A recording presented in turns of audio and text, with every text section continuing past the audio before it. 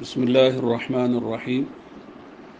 محترم سامعین، اس وقت پورا عالم اللہ تعالیٰ کی طرف سے ایک امتحان و آزمائش سے گزر رہا ہے۔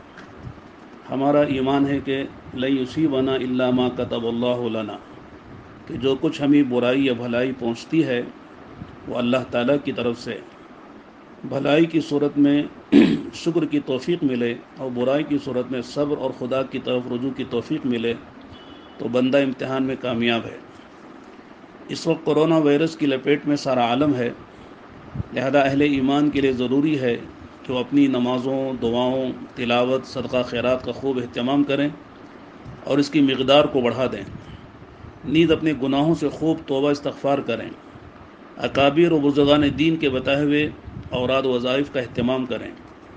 ان حالات میں علماء کرام، مفتیان اعظام کے بتائے ہوئے طریقے پر اپنے اپنے گھروں میں نماز با جماعت کا اہتمام کریں۔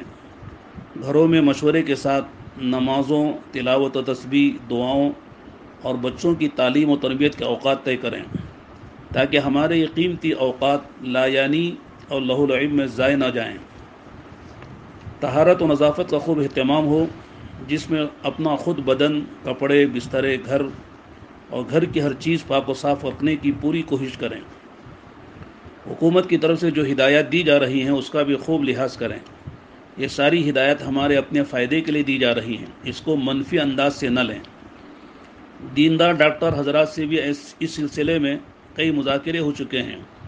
سب کا یہی کہنا ہے کہ یہ وبا بڑی خطرناک ہے، بڑی تیزی سے متعدی ہوتی ہے۔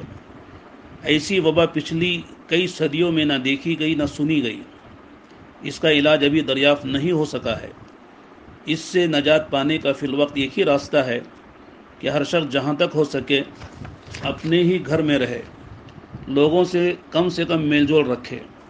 اسی احتیاط کے تحت مسجدوں میں با جماعت نماز کے مقابلے میں گھروں میں نمازیں پڑھنے، یہاں تک کہ جمعے کے دن بجائے مسجدوں میں نماز جمعہ ادا کرنے کے گھر میں نماز ظہر پڑھنے کا علماء کرام و مفتیان اعظام نے مشورہ دیا ہے۔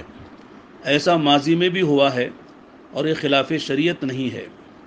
لہذا تمام حضرات سے بندہ گزارش کرتا ہے کہ ان ہدایات پر عمل کریں اور اللہ سے خوب رو رو کر دعائیں کریں کہ اللہ تعالیٰ جلد سے جلد سارے عالم میں بیماری کو صحت سے، خوف کو امن سے، ظلم و جور کو عدل و انصاف سے بدل دے۔ آمین۔ السلام علیکم ورحمۃ اللہ۔